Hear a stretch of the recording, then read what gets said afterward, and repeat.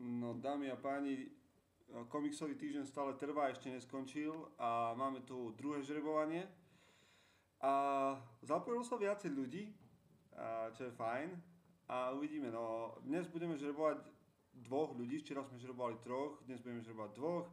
A zajtra, ešte teda v sobotu, ale teda za to piatkové, budeme žrebovať jedného človeka, takže ešte stále je šanca na výhru.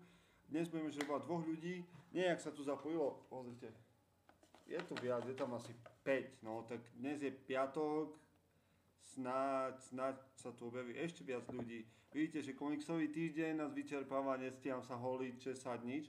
No dobre, budeme žrebovať dvoch ľudí. Ja sa nebudem pozerať do toho, vyberiem jeden z hora. Ja ho tu položím, vyberiem ešte, čo ja viem, jeden zo spodu. To sú dva. A na tomto nie je meno, ale snad si spoznáte ten vtip, ktorý je tu napísaný. Čiže prvý vyžrebovaný je človek podpísaný ako Davko. Viem, že včera to tu vypisoval a že strašne chcel byť vylosovaný, takže sa to podarilo.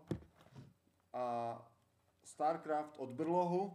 Nezabudnite kliknúť, lajknúť Brloh a choďte sa tam pozrieť. StarCraft je nie najnovšia hra, ale je taká klasika. Takže StarCraft, potrebuješ na to 16 MB RAM, takže si to kúp. A nejaké fantázie, teda časopis Fantázia, ktorý už nevychádza, ale nejaké dve ti k tomu pribalíme. Jednu, dve, ak budeš chcieť. Kľudne si príď vybrať, čiže to je tvoje. No a tu je napísané, no to je strip Calvina Hobbes. Neviem, že či to vidíte. Idem si čítať. Weby povedala, že je to super kniha. Šikula, to je taký interný vtip ľudí, ktorí sa tu stretávajú, čiže tento človek, ktorý je tu, vyhráva hru, najmä tomu túto, Blood Bowl.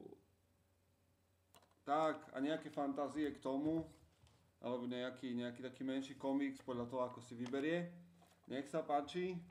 Zajtra pokračujeme a vy určite príďte prečítať komiks, pozrite sa do Brlohu a majte sa dobre zatiaľ. Ahojte.